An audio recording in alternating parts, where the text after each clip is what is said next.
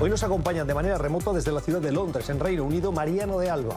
Mariano es analista político, especialista en relaciones internacionales. Y desde Buenos Aires, en Argentina, Sebastián Fest es el periodista corresponsal para el diario El Mundo en el Cono Sur, en Argentina, en Chile, en Uruguay. Pero antes de comenzar, como siempre, les invitamos a ustedes para que nos acompañen. En este tiempo de análisis, escríbanos. Nos gusta leer sus comentarios, sus puntos de vista. En nuestra cuenta en la red social X nos encontrarán como Club Prensa NTN24. Comenzamos, bienvenidos.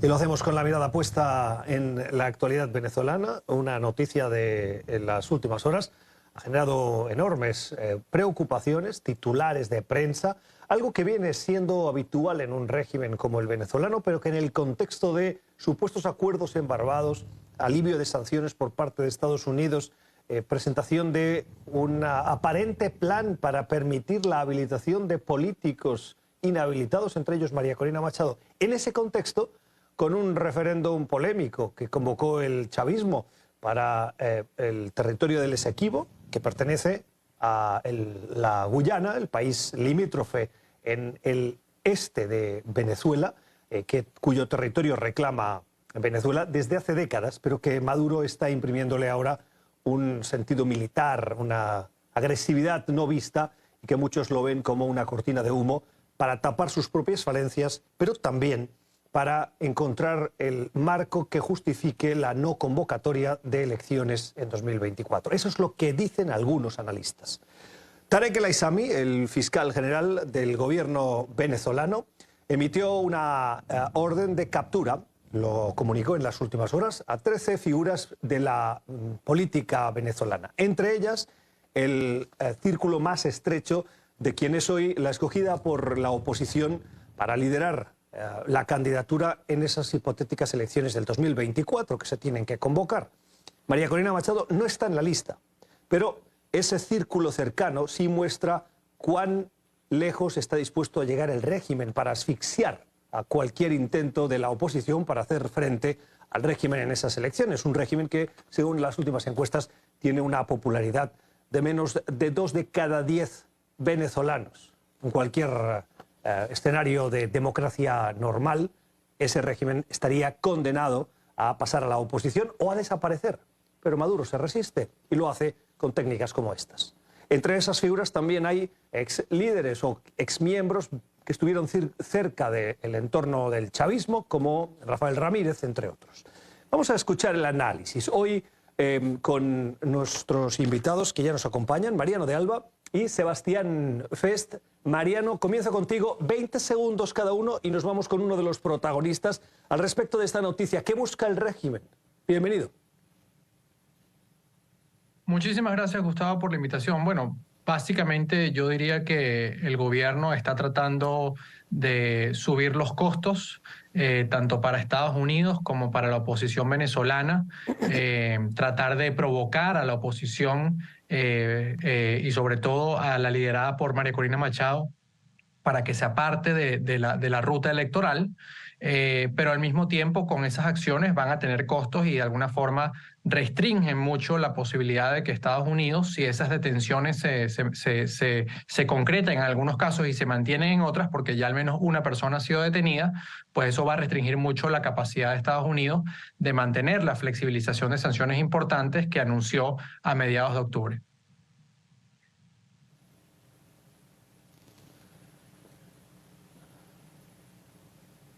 Sebastián, adelante.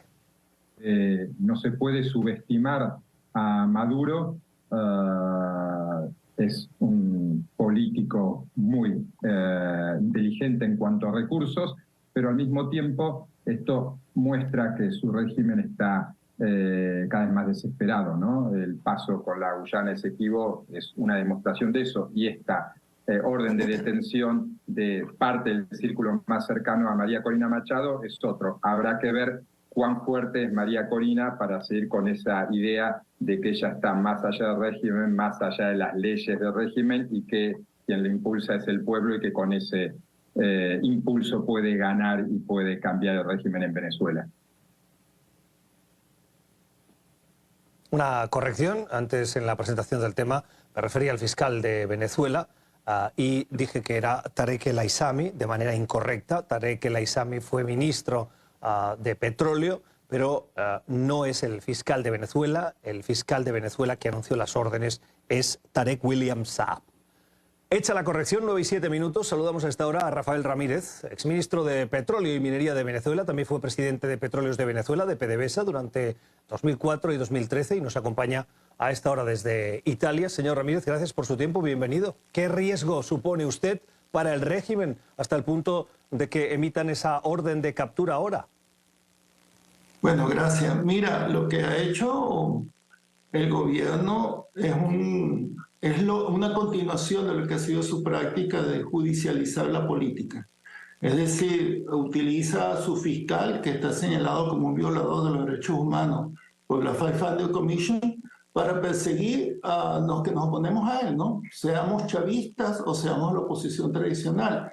Y básicamente por emitir artículos en nuestra opinión respecto a lo que ha sucedido en el referendo y en el Esequibo, bueno, ha venido esta nueva acusación y esta descalificación y una supuesta orden de captura, pues.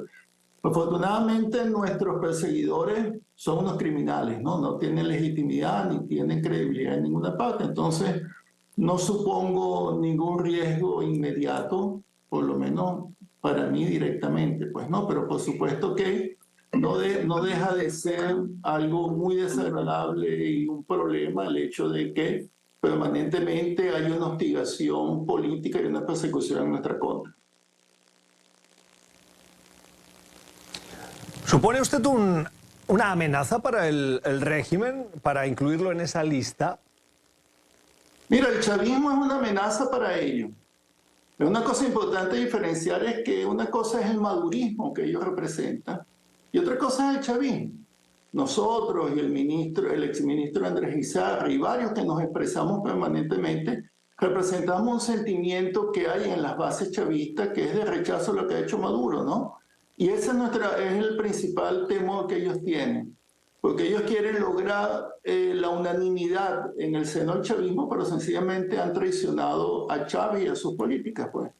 Pero más allá de eso, yo creo que ellos lo que no permiten es que nadie señale y le ponga los puntos sobre las IES de la manera negligente como ellos han tratado el tema de Guyana. Y si me permites, te voy a decir algo.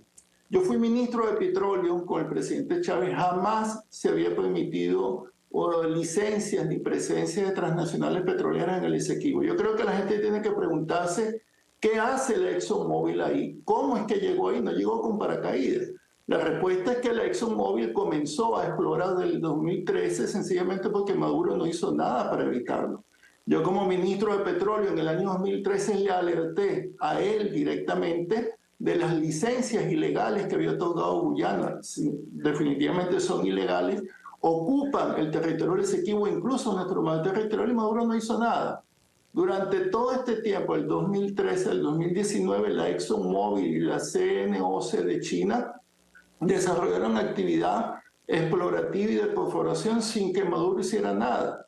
La razón de ello es que Maduro estaba buscando un acuerdo con la administración de Donald Trump y un acuerdo con la misma ExxonMobil. La transnacional le tiró las puertas en las narices, no los necesitaba. Hoy día, esa empresa produce 380.000 barriles diarios de petróleo en aguas que están bajo reclamación y ahora Nicolás tiene el agua al cuello.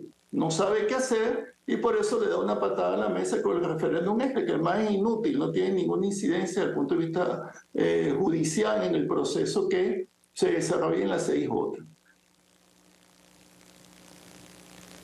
Señor Ramírez, ¿cómo ve usted hoy el régimen por dentro? ¿Cuán cohesionado cree que está? Bueno, se demostró que Nicolás Maduro, yo siempre lo he dicho, no es capaz de ganar ninguna elección. Pretendían utilizar el referéndum como una maniobra política para ganar apoyo, cabalgando sobre un tema de interés nacional. Bueno, y el pueblo le dio con la tabla en la cabeza, ¿no? La gente no fue a votar.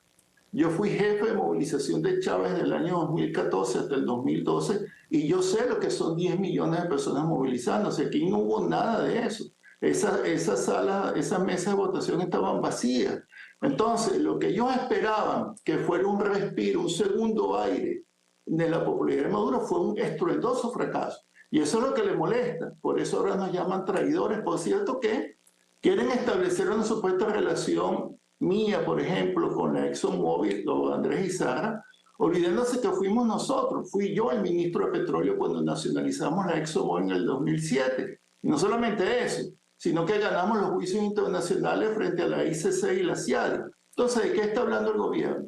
Que como le salió mal el referéndum, ahora quieren aprovechar para una nueva ola represiva en el país, y yo me solidarizo con todos los que hemos sido víctimas de esto, no solo los chavistas, también los de la oposición tradicional, todos estamos perseguidos por esta nueva ola represiva del gobierno.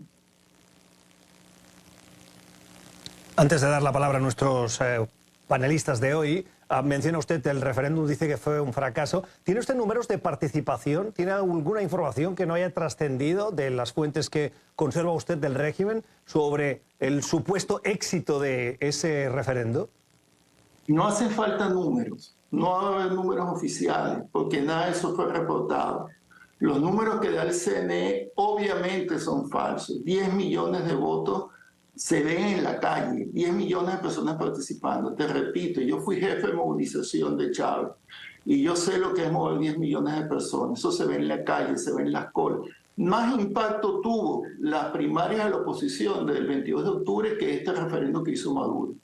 Eso fue un fracaso y ellos lo saben, pero era la excusa que necesitaban para luego hacer los anuncios muy peligrosos que hizo Nicolás Maduro el 5 de diciembre. Por esa vía, nosotros no vamos a lograr recuperar el Esequibo.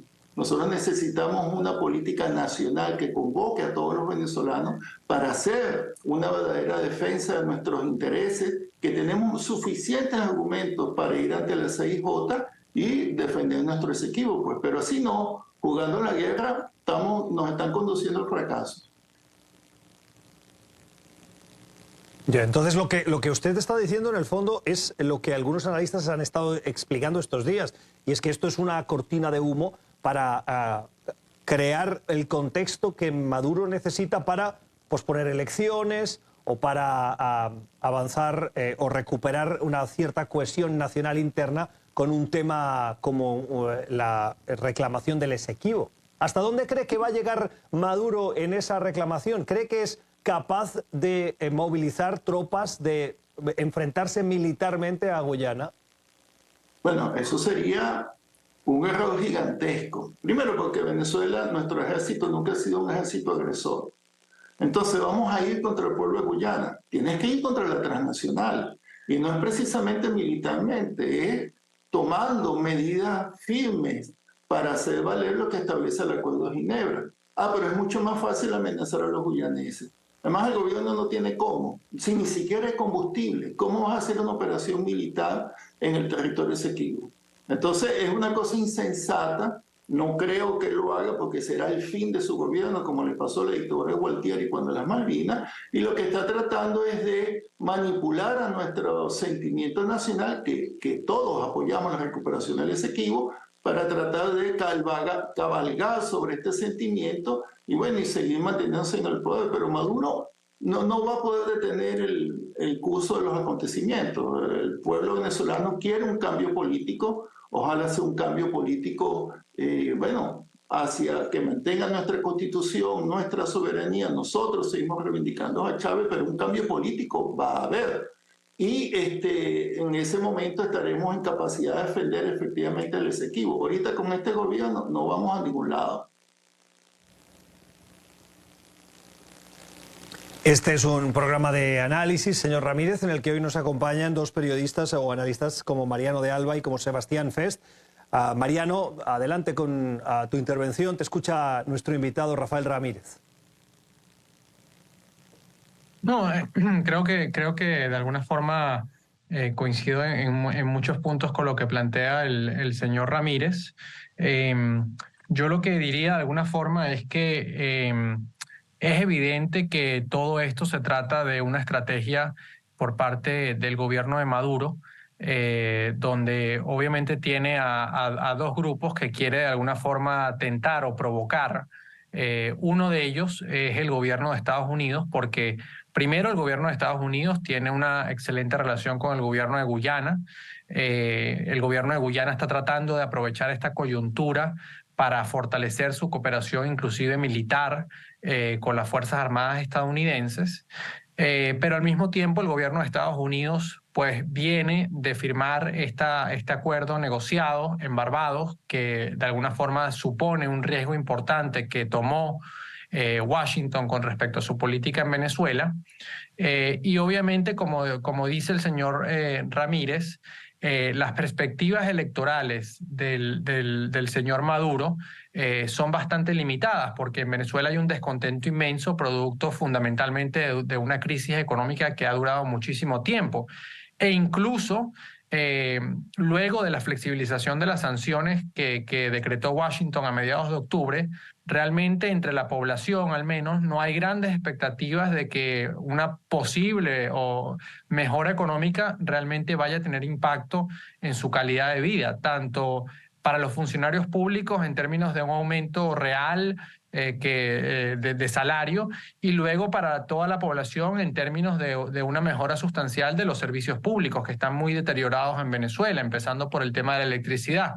Por lo tanto, yo creo que el gobierno de Maduro quiere de alguna forma ver si con acciones inaceptables, claramente arbitrarias, pues termina descarrilando a Estados Unidos, pero también a la oposición, porque de alguna forma creo que el objetivo del señor Maduro es llegar a una elección en el año 2024 donde, digamos, una parte muy importante de la oposición, que en este momento lidera la señora María Corina Machado, diga que no hay condiciones para participar, decida abstenerse, y entonces en ese escenario el gobierno trate de llevar a cabo una elección donde con una parte de la oposición absteniéndose, otra participando, pero sin gran representatividad popular, pues Maduro, con los mecanismos clientelares que han existido en Venezuela durante muchísimos años, pues termine imponiéndose y termine siendo la primera mayoría política del país en un escenario pues muy nefasto, ¿no? para las perspectivas económicas de Venezuela.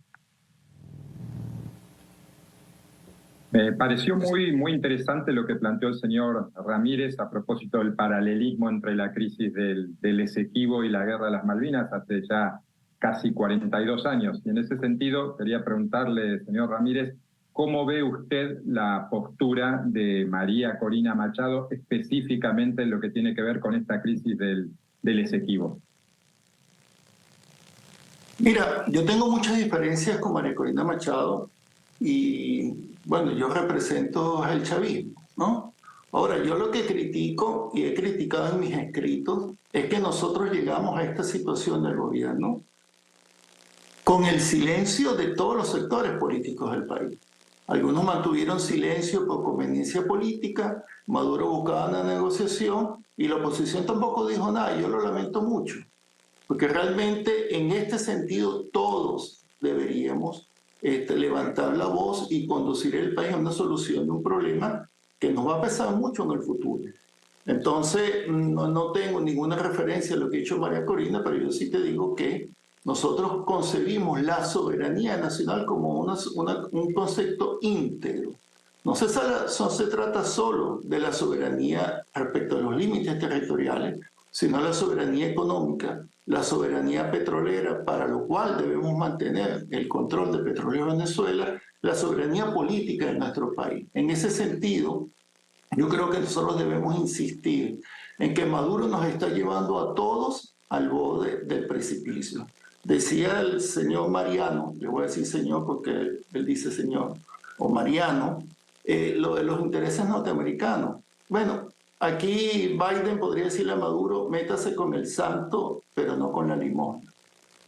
¿Cree alguien que Estados Unidos va a dejar que Maduro actúe contra la ExxonMobil, que está produciendo 380.000 barriles, que lograron certificar reservas de 11.000 millones de barriles de petróleo en nuestro territorio?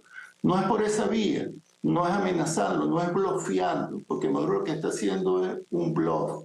Está amenazando, no tiene cómo, ni tiene la intención de ir contra la ExxonMobil, porque en paralelo tiene unas negociaciones secretas. Nosotros no sabemos qué se está negociando ahí con los Estados Unidos. Lo que yo sí sé porque era embajador ante la ONU, es que Maduro guardó silencio. Maduro y Delcy Rodríguez, que era canciller, guardaron silencio durante todo el tiempo que la ExxonMobil estaba perforando en aguas venezolanas y en aguas del Esequibo. Entonces aquí hay un tema que no tenemos confianza en un gobierno que no actúa transparentemente y que utiliza temas tan sensibles para la soberanía nacional y para el país para hacer politiquería barata. Está creando una especie de república de papel. Dice que PDVSA va a ir al Esequibo. ¿Con qué? Si destrozaron a PDVSA. PDVSA producía 3 millones de barriles en el año 2013 y hoy produce 700.000. Sacaron a todos esos muchachos, desmantelaron la industria petrolera con la CBG. Tienen todas las empresas quebradas. Entonces, ¿cómo vamos a hacer ejercicio de la soberanía si Maduro ha desmantelado el Estado? Luego dice que va a emitir unas licencias. ¿Quién va a atender un proceso de licencia de Maduro en el Esequibo si no hay un marco legal, si no hay ni siquiera claridad sobre el tema de la disputa territorial que hay ahí? Entonces, evidentemente, Maduro está haciendo una política barata a costa de los intereses nacionales, porque mientras tanto la CIJ avanza, la Corte Internacional de Justicia dio un plazo el próximo 8 de abril, nosotros tenemos que presentar nuestros alegatos y Maduro dice que no va a ir a la CIJ. ¿Qué es lo que va a suceder de no presentarnos a la CIJ? La CIJ va a decidir lo que decida, es decir, vamos a perder por forfait y solamente la ExxonMobil va a tener un piso jurídico para su actividad. Listo.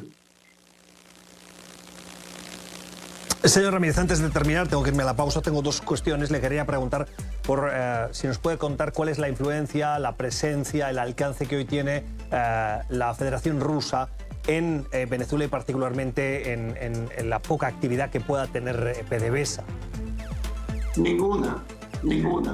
Rusia se fue del país, Rosneft tuvo que abandonar el país, dejaron una empresa de maletín que crearon allí y yo creo que Rusia tiene demasiados problemas en Ucrania y tratando de resolver los propios problemas que tiene con la sanción internacional. No creo que vaya a participar en esta jugada de Maduro y los chinos tampoco. Los chinos ya están ahí con la CNOC y ya declararon que no se van a involucrar en ningún conflicto. La última. ¿Tiene usted información del paradero de Tarek El Aissami, que dimitió hace unos meses y está desaparecido? No, yo lo he dicho siempre, a él no le iba a pasar nada, él es la mano derecha de Maduro, está protegido en Venezuela, está tranquilo en Venezuela luego de haber desaparecido 25.000 millones de dólares en petróleo que se entregaron a privados para que lo vendieran, ese dinero no retornó. Un escándalo increíble, pero bueno, Maduro hace en Venezuela lo que le da la gana y ahí está. Sería bien bueno preguntar dónde está Tarek El Aissami. Es Rafael Ramírez, es exministro de Petróleo y Minería en Venezuela y fue presidente de Petróleos de Venezuela, de PDVSA. Señor Ramírez, incluido también en esa lista de las 13 figuras venezolanas o personalidades venezolanas que han sido puestas bajo orden de captura por parte del régimen venezolano anunciado por el fiscal general Tarek William Saab. En este club de prensa hoy con Sebastián Fest y con Mariano de Alba. Nos vamos a la primera pausa del programa y regresamos, no se vayan.